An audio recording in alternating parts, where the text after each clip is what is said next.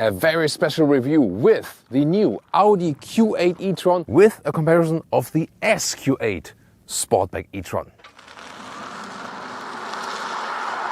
Here with Thomas on Autogefuehl for you in 4K full screen and full length. Let's go! Where does it come from? How does it sit in between the competition? Tesla Model X, Mercedes EQE SUV or the BMW iX. Let's take a look here at the front. And that's one of the things they have majorly changed. Exterior changes, technology changes later on. Here we can see the mask here around and then the single frame grille inside. Before it was the Audi e-tron, their first electric big SUV, and now they say, hey, we have made so many e-tron models, we have to position it in the model portfolio. That's why it's now called Audi Q8 e-tron. To see, this is approximately the size also of the petrol version. From the inside color here, this is a special edition where you have the inside color with the matching exterior color here in Chronos Grey, but you can also get it in different colors, for example, blacked out in the black package as well, and also the frame is in different versions available. In the SQ8 it would be bright, for example. And the new design feature is also here, two-dimensional Audi rings. They take away the three-dimensional chrome look, they say mainly for design reasons, to make it more modern, up-to-date. What do you think about it? Tell me in the comments. And then they have two versions. The background is always black, but then here this is like a gray ring, but you can also get it in the brighter styling. It looks very clean. However, I was also a fan of the real things you could touch, you know. So far in this segment here, it wasn't the most efficient vehicle overall. They have now improved that, for example, by increasing the aerodynamic efficiency. So now CD values of 0.24 or 0.26, depending on the Sportback or the SUV version. The Sportback is always better. Then here in the lower part, they also optimize the air breathers, or these air curtains. So the air goes in here, goes through the wheel arch. This has been optimized. And also how the wind is flowing in the underbody of the vehicle. Here at the inside of the grille, this one opens on demand, actually just when cooling is needed. Another efficiency measure. Styling wise, by the way, here this lower part is more accentuated in the S line, which we have right here, or than in the SQ8. Otherwise, in the base advanced line, it's a little bit smaller. And only from below you can see the wheel spoilers, and they are actually one of the best efficiency gains. Very interesting, right? Because they channel the air from here to the side away from the wheels, and that is bringing a lot of gains in efficiency. And have you actually seen this new detail? This light strip above the Audi rings, right there. There we go. This looks really amazing, right? It's an option. And when you take a closer look right here, this is not the light strip. It is where it is mirrored in the paint. And it originates below. And that's the reason why it's legal, also in Europe. 4.92 meters or 194 inches is the length of the Q8 e-tron, and wheels come from 19 to 22 inch wheels. These ones here are 21 inch, also in an aerodynamic design, then here blacked out. Wheel arches are always painted either in vehicle color or in a contrasting dark gray tone. So they have also optimized the styling here, and also the model name is always indicated now here at the B pillar. Other than that, you have the base SUV shape or then the Sportback shape, and both versions, SUV or Sportback, are available then in different powertrain versions with different power output. What have they done with the batteries? Massive upgrade. The so far biggest battery has been increased and is now the small entry battery. And the bigger battery now is a completely new, even larger battery. So now you either get 89 kilowatt hours net for the 50 model, or for the 55 model and the SQ8 you get 106 kilowatt hours net. So that's an increase by 25 or 20 kilowatt hours depending on the battery. So massive increase. So you get plus 100 kilometers or plus 60 miles of range with this upgrade now. And what does that mean for the real world driving range? We'll test this vehicle thoroughly throughout the next days, and then at the end of the driving part we'll tell you about the final test consumption and then tell you about more about the real world range, but it's way better than before, that's clear for sure already right now. Rear design here, light strip goes all the way through, modern taillamp design. And then the lower part here in a contrasting style, this diffuser in the lower part is here more accentuated. And this is always the case in the S-Line or in the SQ8. Driving dynamics wise, also massive changes. Reworked suspension, air suspension is standard, but the front axle is, a little bit stiffer from the setup especially. And then you can get, on top of the normal air suspension, a sportier air suspension setup that is standard for the SQ8 or then also for the S-Line. For the S-Line you can then again depick it, but not for the SQ8. Yes, this is the channel here where you know more details even before you go to the dealer. And recharging, the small battery, 150 kilowatt peak, 28 minutes, 10 to 80% state of charge. And the bigger battery, 170 kilowatt peak and 31 minutes from 10 to 80% state of charge. And that is indeed very good as for the improvement because the batteries have become larger. So the time didn't really change that much, but since the batteries are so much larger now, this is also a significant improvement. Here when you press this button, the charging flap opens and there you have AC and then DC charging below. And here for the passenger side, you can also get another optional AC charger. Really cool solution. Also the flap is opening, closing, very premium alike. And a feature you would usually see, for example, where do we know it from? Yes, for example, from Rolls-Royce. Here inside the wheel, the caps here, they can be turned actually. And yeah, you can maybe show it off to your friends and do like a Ferris wheel or something here. That looks also quite cool, right? But the function, of course, is that it stays upright even while driving. Let's take a look at that.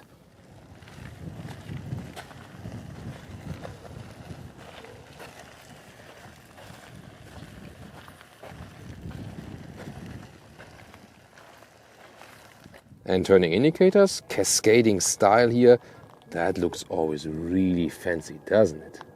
And you also get the cascading turning indicator style for the front, at least when you order the most expensive headlamps. And acceleration figures, 6 seconds for the so-called 50 model, the Q8 e-tron 50. Then this one here, the 55, is 5.6 seconds, a little bit quicker. Both have 2 electric motors, one in the front, one in the rear. And then the SQ8, that one at 4.5 seconds with 3 electric motors, one in the front, 2 in the rear, and then also enables even better torque vectoring. These here, the all-wheel drive models, do torque vectoring by brake intervention. The SQ8 can do torque vectoring by one motor at the wheel, even just spinning quicker. That's of course a better form of torque vectoring. And now, look at that scenery here. The first scenery was amazing already. And that one, that's just beautiful. And also with beautiful color. This one is now ultra blue, a typical Thomas blue we call it here on our channel because this is my favorite color. These light blue colors. This one in here is now the SQ8 e-tron and also the Sportback version. Once again, you can get an SQ8, the sporty version, for both the normal SUV version and the Sportback. So it doesn't really matter. You can freely pick SUV or Sportback and SQ8 or normal Q8. Here, then the SQ8, you can see, standardly comes with the bright mask around here in this light gray that looks really beautiful. And I would actually pick it in this very combination. I think also the ultra blue together with the bright accentuation right here just looks amazing. Also the bright inside grille in here. However, you could also go for an SQ8 and make the mask and even the grille in black if you prefer that more sinister look. And I also think it's a right choice here to go for the Audi rings, which are in white here. Always black background, but white then on top. It just looks more present. And I've seen some other vehicles, for example, in my back mirror yesterday or when they were facing towards me. And when the Audi rings themselves are dark, it almost appears as they would be like diminishing. So you can't really see them. And that way you can still see, hey, I'm driving an Audi. Styling-wise, S-Line and SQ8 are similar right here with these wider openings for the air curtains. Otherwise, they are just like this in the size. But then exclusively to the SQ8, you get wider tires. And then they also have to make the wheel arches wider, like here, this bit. But then again, they have some aerodynamic function right here so the air can flow through. Now in the side profile, also 21-inch wheels, but different styling. And here we also have the Sportback version to show you. Falling roof line, really sensual, also with stronger hip area. Would you actually go for the standard SUV version, or would you rather pick this Sportback? Which one do you prefer styling wise? Tell me in the comments. Then air suspension is here always set on the sportier note, but you also get it, as I said earlier, with the S-line trim. And then you can depick it, but you cannot depict the sporty setup for the air suspension here in the SQ8. However, it is still an SQ8 and not an RSQ8, so they still have some compromise between sportiness and comfort. There's no RSQ8 for the electric version. You have to go then, once again, for the petrol engine still. But here I think this combination works very well. Usually I'm more a fan of the normal SUV versions, but in this case here, yeah, I think the Sportback just has this sportier touch. But is it any bad? Is it a bad compromise? As for the interior, rear and trunk and so on, we'll find out later in the interior part. And in the rear, once again, a stronger presence for the Sportback version, especially in that 3/4 rear perspective right there. Cool look, isn't it? And then the SQ8 version has the silver contrast right here. I think that works very well with stamped in e-tron badging here. The lower part, this diffuser, is the same in the S-Line and also in the SQ8. So also from the rear, is it more the SUV style or Sportback for you? Tell me in the comments. The white Audi rings, I think once again, work just better. They have more presence here also at the rear. And although they have this two-dimensional look, they are three-dimensional in a way and to be touched at the rear. What about this badging? They have indeed also changed the badging. On the right side, there's now never anything. 50, 55 model, you can't see anything right there. But on the left side, a normal Q8 e-tron, standard one, would have this badge, just Q8. If you pick the S-Line for the Q8, it would be like this, the red Audi Sport logo with the Q8. And then if you have the SQ8, it looks exactly like this. So this here basically indicates an S model or also an S-Line. And it's not placed, you know, this old S-Line badge at the side, that one is also gone. Key fob here with the e-tron badge. It's a really nice key fob. It's not new, but still does the job very well. Then door closing sound. Really solid. Love that perfect door closing sound. And the interior materials here, soft touch on the top part, a nice microfiber insert here in the S-Line. This is also softer for L, but could be a little bit softer, I think. And the lower part, this was better recently in the Tesla Model X, where this was also covered. Here it's just, you know, like a hard pack material. And then here, look at that. These are the digital mirrors. They are an option, and they cannot be bought in the US. And that's actually a good thing, because I think they're a bad idea. Yeah, everyone. They're placed too low in the vehicle. They should be higher and more central towards the driver. And in general, normal mirrors give you a 3D image of your surrounding, basically, to me, in your head. Even though if European mirrors are also better than the US ones that are kind of like zoomed in the driver's mirrors, it's also a little bit weird. But these camera mirrors are always, let's say, less realistic, even in nighttime. I think it's overall a bad idea indeed. What's your take on that? Seating position, the seat ergonomics actually is pretty good. Here, 1.89 m or 6'2", still leaves a lot of headroom. A panoramic roof is also available. Steering here, in this case with perforations at the side. S-Line, also red contrast stitches on the inside. And this volume jog here, for example, real buttons at the steering wheel. I love that. There's no other material than animal skin available. And the same also counts for the seats in the US. And that's, of course, really hit and miss.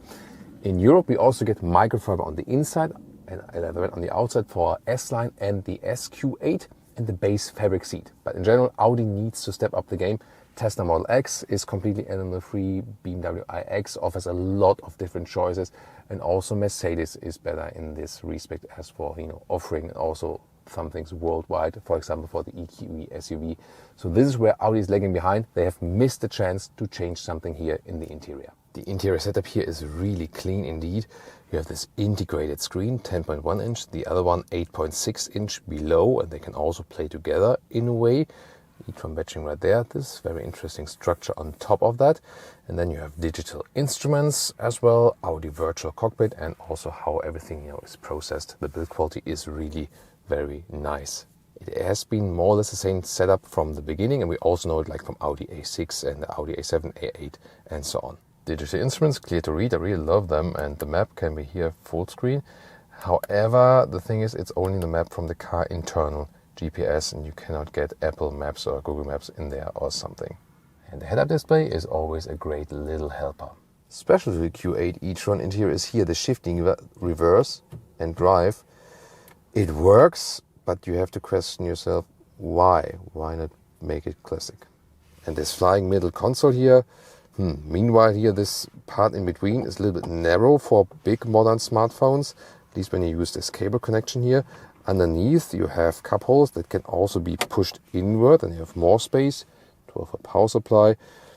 To me, too much clutter actually. And on the left part here, this is then the inductive charging pad, like on this side.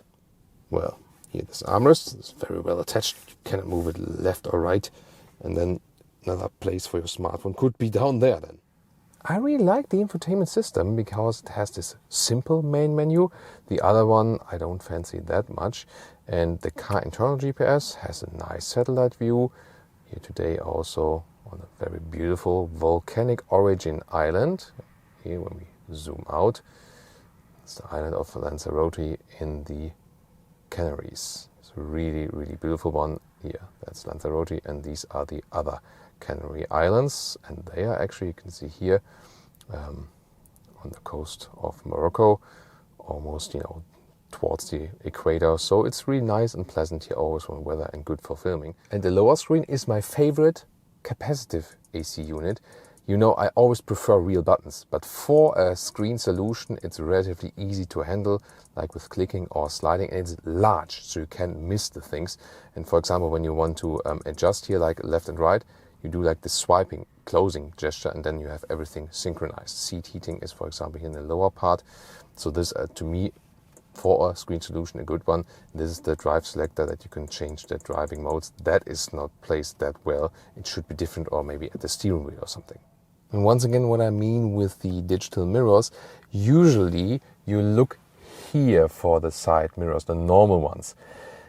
But here now you look down and it's always distracting. You lose attention from the road. So if you use screens for this solution, they rather should be put up right here. You know what I mean? Very nice comfort indeed. Enough headroom with 189 or 6'2", and also enough leg room. Good package and also decent comfort while seating. And you fold down this, and then you have, for example, cup holders. They are also adaptive, like this. And then in the lower part here, it's a very nice climate unit, and listen to that. With nice clicking sounds, although this is also like this capacitive area. And the trunk or boot, wait a minute, when we later talk about the Frunk, we say Frunk or fruit. Sorry, I had to go for this one. But here for the trunk or the boot, here the normal length is like 1.7 meters or 42 inches. And the width here is, well, between the wheel arches here even, that's even quite good. Once again, 1.7 meters or 42 inches, so good measurements. And also here in height, this is like 71 centimeters or 28 inches. Capacity is 530 liters for the Sportback, 570 liters, a little bit more here for the SUV. Cool thing is that here, when you lift this one up, you have even more space, once again, for charging cables or replacement tire. And you can also easily fold the seats from here for the maximum length, which is then here at over 1.80 meters or 72 inches. German electric vehicles tend not to have a frunk, but this one does offer one. For example, in here, space for the charging cables. Why not? That's actually decent. And I wonder why other competitors like the BMW iX or the Mercedes EQE SUV don't have one. I don't know. Then does this one here, since we are in front of the hood here, affect the petrol engines in any way? This one here, the Audi Q8 e-tron, is the EV version. Once again, an SUV or Sportback, then different powertrain outputs and so on. But it does not affect the petrol range. The normal Q8, SQ8, RSQ8, this will remain the same. They do have something in common, technology parts and so on, but it will run parallel the EV lineup and the combustion engine lineup. Sportback interior now in the rear. What is the difference? Headroom wise, I had like in the normal SUV version like this space above my head still, and here I do fit in here, but then I can just put a hand over my head. So yes, you lose headroom here in the Sportback version in the rear. However, tall adults can still sit here without problem. So it's not a big compromise, only if you have Michael Jordan guests in here in the rear. By the way, about the front, Sportback SUV, no difference in the interior, and also SQ8 with the normal Q8, also basically no difference in the interior. What about the trunk of the Sportback version? Opens really high as well. I can stand underneath it, no problem. And you have the same great access to the trunk. Here, this one is fixed. You can remove it here, however, completely if you like. And you see, it's very usable too.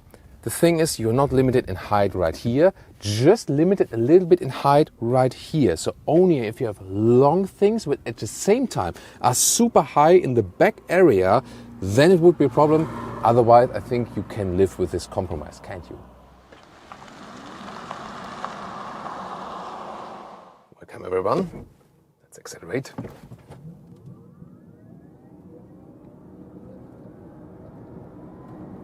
Plop. That was 0 to 100 kilometers an hour or 60 miles an hour with the 55 model.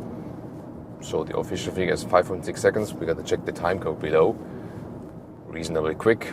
2 electric motors, one in the front, one in the rear.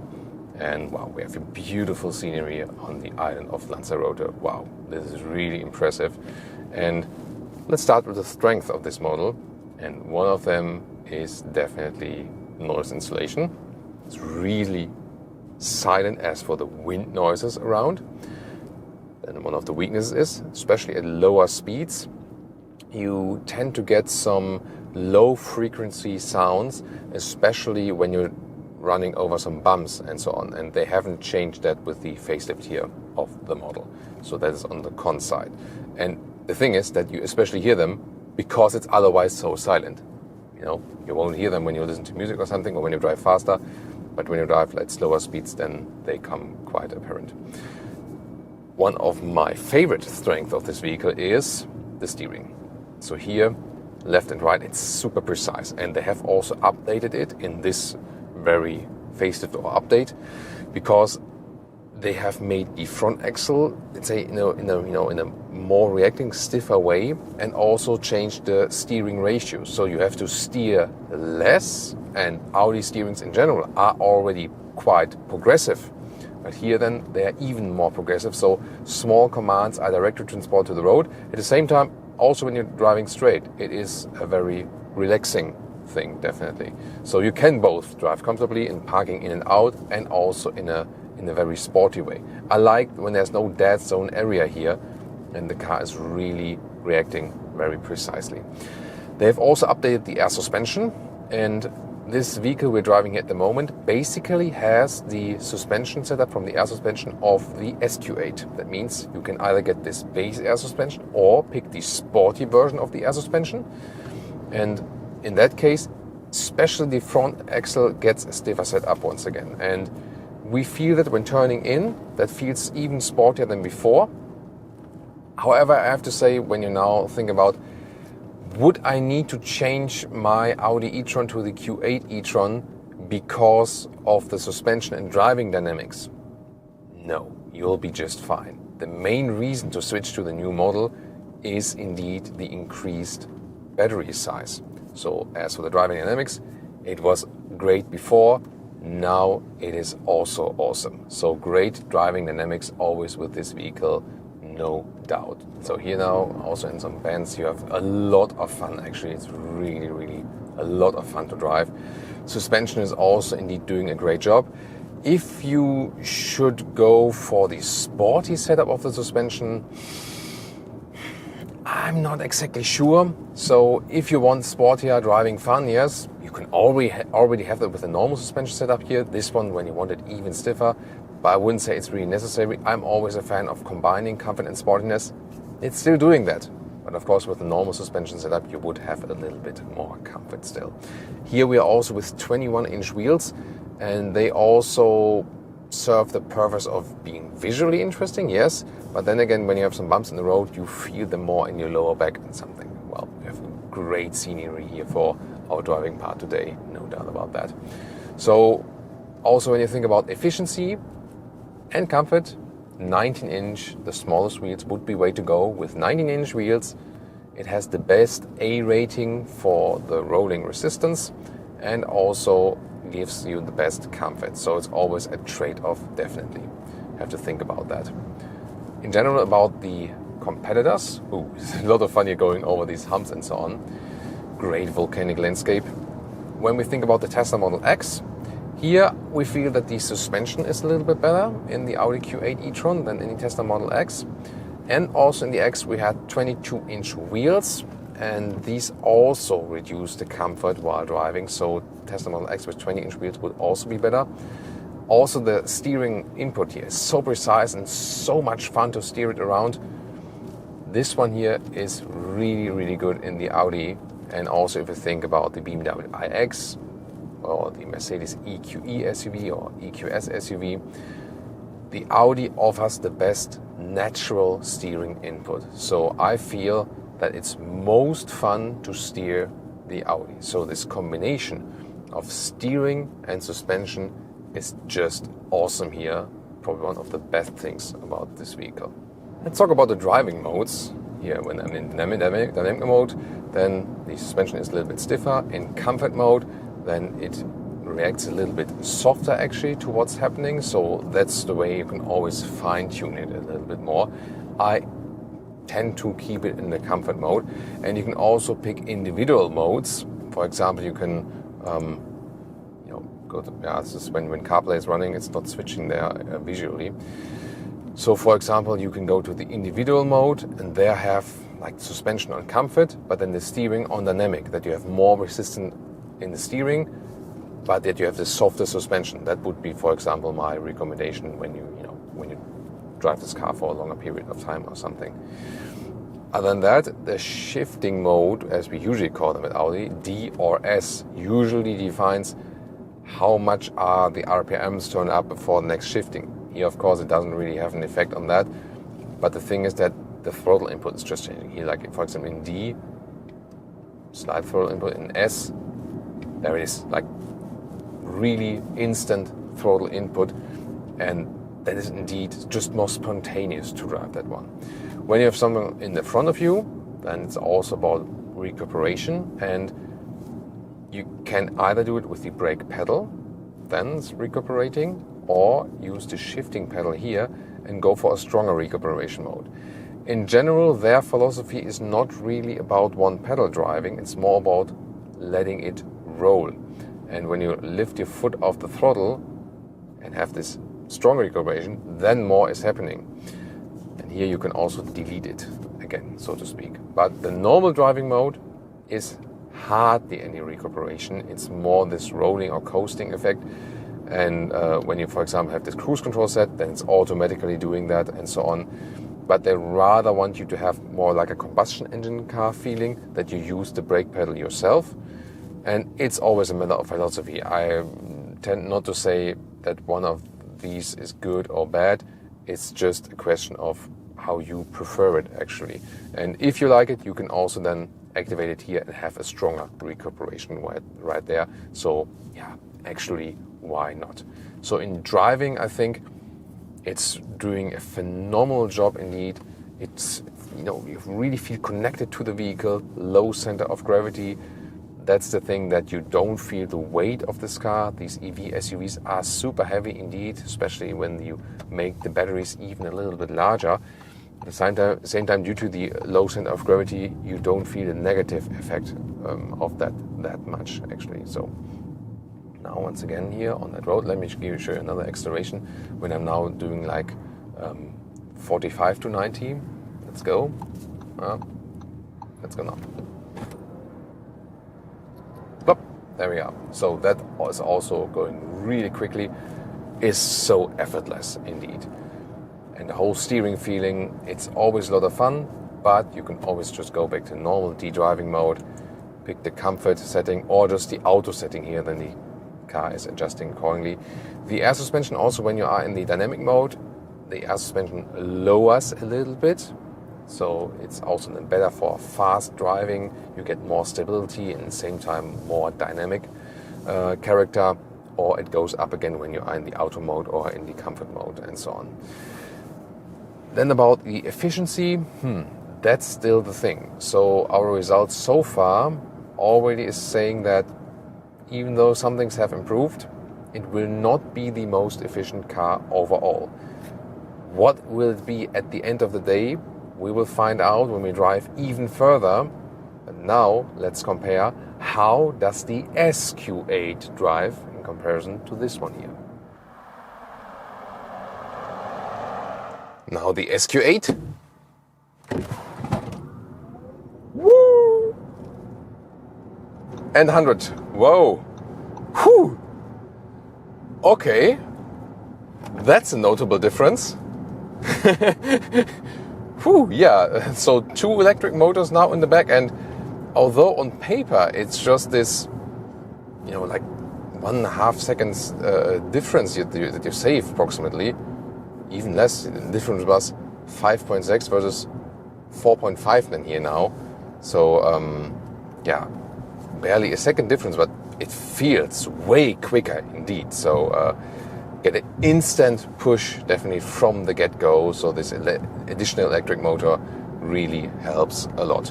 Interesting is that suspension-wise, from the setup, when you get the normal Q8 e-tron with the Sporty air suspension in the S-line, and then also stick with it, it has the same suspension setup here than standard with the SQ8. So that's also then this stiffer setup here, and we have more precise steering, because especially the front axle has been stiffened up. But there's still a driving difference, and that is resulting from A, wider tires here in the SQ8, and B, here in the SQ8 we also have the dual motor setup here in the rear, so a triple motor setup in general, and that enables a better torque vectoring. So here we have an active torque vectoring, and this active torque vectoring can actually turn one wheel. For example, here when I'm going now in a left corner and I'm accelerating, then the right wheel on the outside here, the back wheel on the outside, can get more power and kind of push the car into the corner. But the other models, when you have just 2 electric motors, so one in front, one in the rear, this is done by brake intervention, and has been the same recently shown with the Tesla Model X Plaid model, that also then gets the additional motor in the rear, and then you also have active torque vectoring. So that's the main difference. So the SQ8 will still feel sportier, and once again, the best thing about these vehicles is the steering is just so direct. It's awesome, so you don't have any dead zone area. It feels crisp. You can keep your hands at the steering wheel at all time. It's hardly a situation where you have to grab over because you have to steer more. You always are in control. One more time, from 70 to 100. Plop. That was already exceeding that. Wow. So it's really very quick. Of course, once again, no comparison to the Tesla Model X Plaid. That is just beyond limits, but very quick acceleration here too, and it is definitely more than enough. Then driving modes, we can also go back to the auto or the comfort mode. Then the air suspension is going up a little bit again with more dampening comfort. It's softer. This tarmac here is very rough, that's why you maybe also hear that's a little bit louder then, but that's not from the vehicle, that's really from the tarmac then here in this case. You can also use it for normal cruising and so on. All the assistance systems work very, very well. This is here the adaptive cruise control, and the good thing is you can activate or deactivate the active lane keeping assist just with a click of a button, and that's rarely what we see in the very, very new modern user interfaces. So I feel it's actually a good thing that this one is not the all new platform as for the user interface.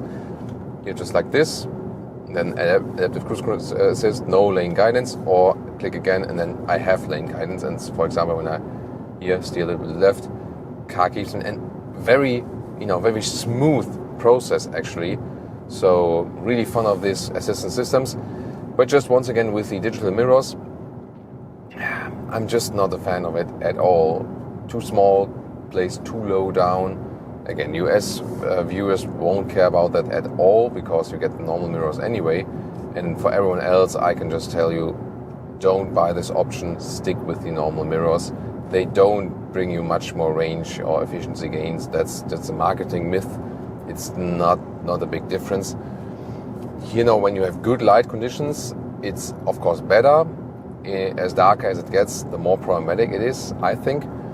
And you don't have this like realistic image of your surrounding with that. So you're not just aware. And for example, when you're looking straight now, and let's imagine there would a car appear like close to me, and even if I would look straight and there is a normal big side mirror, I'm still aware. It's like I'm looking straight, but I'm still somewhat, there's something moving in that big mirror. Okay, there's a car. But here with the screens, you have no awareness at all of what's happening unless you directly look into it. So when I'm looking straight and something is happening here, I realize nothing what is happening here, like not at all. Once again, I have to intentionally look and concentrate on the screen. That can't be a good thing. So new tech, yes please, if it helps us, but no thanks if it doesn't help us, if it just makes things more complicated. And that's one of the case right here. But the best thing is that this vehicle here is all about the drive indeed, and from the driving fun, from the driving behavior, steering input, suspension feel, the combination of comfort and sportiness, the Audi Q8 e-tron, and especially even more the SQ8 e-tron, they are really top of the segment as for this driving fun and driving behavior. That is really so well done indeed. But it also has some other shortcomings, as we told you earlier in the interior review, for example, that the other manufacturers, like Tesla, goes all animal free on the interior. That's way more looking forward, for example. The other manufacturers have better offerings there. Well, and range efficiency gain and so on. This will be super exciting. We did one test with the normal Q8 e-tron yesterday, the 55 model, and we'll also do range test and here today with the SQ8 for a longer period of time, and then compare these both consumption figures, and then we can tailor the real world range, and if they can keep up to the competition. This is to come then later on. Putting it one more time here in dynamic mode because I'm getting off the motorway here. Noise insulation, like wind noise and so on, is awesome. Really, really awesome. That's great. And wow, here now off the motorway in that bend, it handles so well. So much fun indeed. And I mean, look at that. It's so effortless. It's a heavy vehicle indeed, but the drive, suspension-wise and so on, makes it still so much fun. Of course, at one point, you can't deny physics. So even though the weight is put in the lower part of the vehicle, when you have really, really tight corners, at some point it does push you out of the corners. That's just physics. So electric vehicles are a lot of fun to drive, yes, and they especially feel effortless when accelerating. But when you have lightweight sports cars, then, or in general, like a combustion engine SUV, which is maybe 400, 500 kilograms lighter, they do feel better in tight corners indeed, because the weight, again, you just can't deny it. So it is a lot of fun, definitely, but more, especially like when you have some longer bends and so on, the tighter it gets, the more this weight still plays somewhat a role. Here, these roundabouts, they are a lot of fun. And then the other combination again here out. So would I actually choose the SQ8 over the normal Q8 e-tron? Of course, there's always a hefty extra price. I do feel that the SQ8 is a little bit more fun, yes. So this torque vectoring helps, and also the wider tires, they do make a difference. So it is actually more difference than I have expected. And in general, the thing is with the electric vehicles, when you pick between the different horsepower tunes, the difference is not as large as it used to be with combustion engine vehicles. You know, like when you compare like a normal Q8 to an SQ8 or so on. We have felt the same with the BMW iX and to the M60 version. Yes, it is more driving fun, it is more extreme in a way, it goes more into the sporty direction, but the differences are not as large as they used to be. So when you're thinking about a clever budget decision, then it is of course not the SQ8, and you will be totally fine with the normal Q8 e-tron, definitely. If you want that extra spice of driving fun and the budget is not really, you know, that important, then the SQ8 will be totally fine. And what I always love about the S models of Audi compared to the RS models, here the S models have a suspension setup which is still suitable for everyday driving life. And in the RS models, usually there is some kind of a compromise in a way of you have to go in that very sporty direction. You also want that then from an RS model, but you do lose comfort. Here with the S models, it's still the case that they say, hey, I don't need to lose comfort, you know. And at the same time, when you go for the normal Q8 e-tron, you can always depict that sportier suspension setup, for example, when you went for the S-Line, and have it a little bit more comfortable and also tune it with the tires. Here now, once again, like with the Q8 e-tron yesterday, we had 21-inch wheels. We could go bigger, but we could also go smaller. And my tip is always maybe go a size smaller to keep up the comfort. One more topic then here in driving is Sportback versus SUV. Yes, this happens to be the Sportback version here now, but yeah, it's a design thing, you know.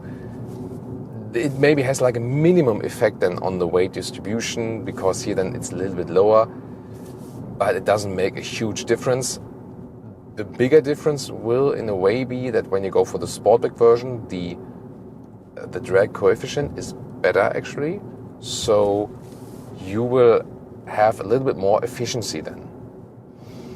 Yeah, but also not in a way that it's a super game changer or something. So if you go for SUV or Sportback in driving, it doesn't really make a big difference. So rather pick that one that you like better design or styling wise, and just think about if you can live with some of the, you know, like height gains in the trunk we've shown to you here with that Sportback version. But yeah, once again, that doesn't really matter so much. Great fun ride here once again. Now the question is, what about the final consumption for both vehicles and the real world range? And about the lighting, here's some nighttime driving shots. I know you love to see that. Look at that, they are oncoming vehicles, and it's said that they are not blinded. So far, no one complained, because sometimes people complain, they maybe flash their lights or something. But you can see, although they were oncoming vehicles, now again, from left to right, this span from left to right or right to left is a very wide field where the light is being applied. If I turn on the high beam, whoa, we can see everything. So that's really impressive indeed. But even the normal beam, look at that, really impressive field of light, I would call it. And yeah, as I said, so far no one complained. I hope it's also the case that really no one is blinded. And now to our final consumption and real-world range test for today. So we have driven the 106 kWh battery, the big one, with the Q8 e-tron 55 and also with the SQ8 Sportback e-tron. The first consumption with the normal Q8 e-tron was about 24 kWh on 100 kilometers. Here with the SQ8 e-tron a little bit higher, 25 kWh on 100 kilometers. That means both roundabout 2.5 miles per kilowatt hour for our US guys. So the real world range then is 440 kilometers for the Q8 e-tron or 420 kilometers for the SQ8 e-tron. That means 270 miles for the Q8 e-tron or around 260 miles for the SQ8 e-tron. Overall, an acceptable result. The consumption is still quite high, also if you compare it to the competition. However, now, since the battery is so large, it evens that one out. So no, it is not the most efficient one in the segment, but it is the one that also offers one of the best driving experiences in the segment as for comfort and fun, and this combination indeed. So you have to think about which one would be more important to you, and you can directly compare the competitors like the Tesla Model X or the BMW iX.